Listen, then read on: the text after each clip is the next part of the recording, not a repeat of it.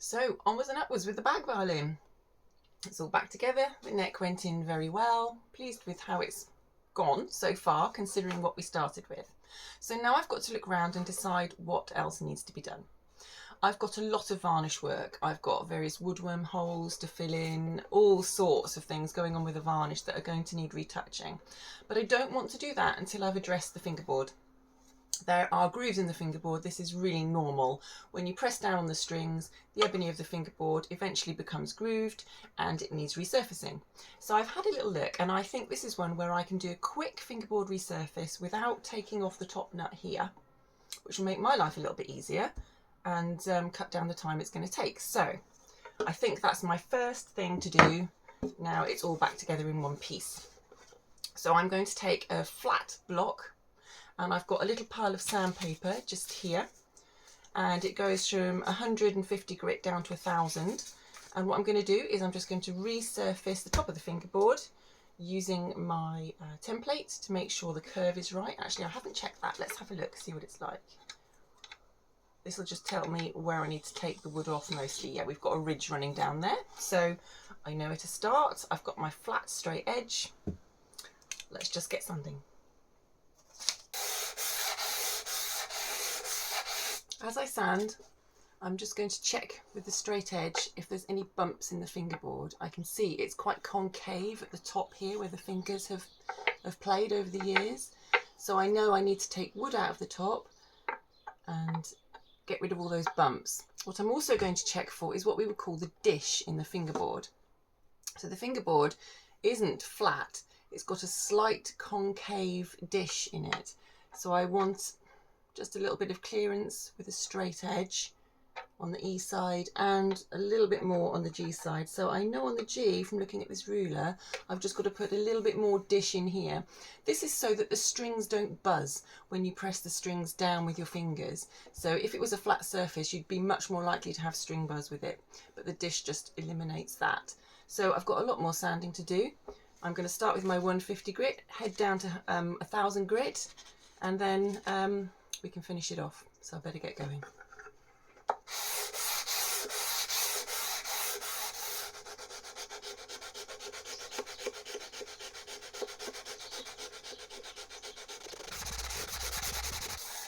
This is such a messy job. Ebony goes absolutely everywhere. I'm covered in black, but the fingerboard is lovely and silky smooth. So I've gone down all my grits of paper. I'm now on 1000 grit, which gives a really fine finish. And it's just leaving the surface really silky smooth and lovely, which is exactly what we want. I've checked with my straight edge for any bumps, and any there are very, very small. This is the bag violin, so I'm not going to go completely mad with it, but I'm happy with the surface. I'm also happy with the dish, so that's the curve along the length of the fingerboard. I've got plenty of room there for the strings to vibrate, and I'm also vaguely happy with the curvature of the fingerboard. It's just a little bit high down here, but it was always a little bit high down there, and there's not many people that play down there, and certainly not on a violin like the bag violin. So I'm going to compromise and leave it at that. I've checked the top nut as well. Sometimes if you just take a lot off the fingerboard, the top nut, it becomes too high. This isn't. I think that will be fine. If it's too high, it's too hard to push the strings down at the top of the fingerboard there. So I've got no problem with this. I might just give it a quick light sand with 1000 grit actually, because it's a little bit rough. I can actually see some file marks in here from before. So I'm just going to take a little bit of care over this top nut. And then when I've just done that, put a nicer finish on it, I shall be able to just put some boiled linseed oil on the top of this fingerboard and just let that sink in and feed the wood, and then we'll have a lovely playing surface. I think that's probably all I'm going to do on the top nut. It's got a few dinks and scratches and things in it, but this is the bag violin. That's how it is. So I'm going to grab some boiled linseed oil in my very well used pot. I find putting this on with some very fine wire wool works a treat. Don't need too much, but I love this bit because it's really instant, the effect you get. So if you can see, it goes really lovely and black and shiny very quickly. And the steel wool also is giving a lovely fine finish to the fingerboard as well.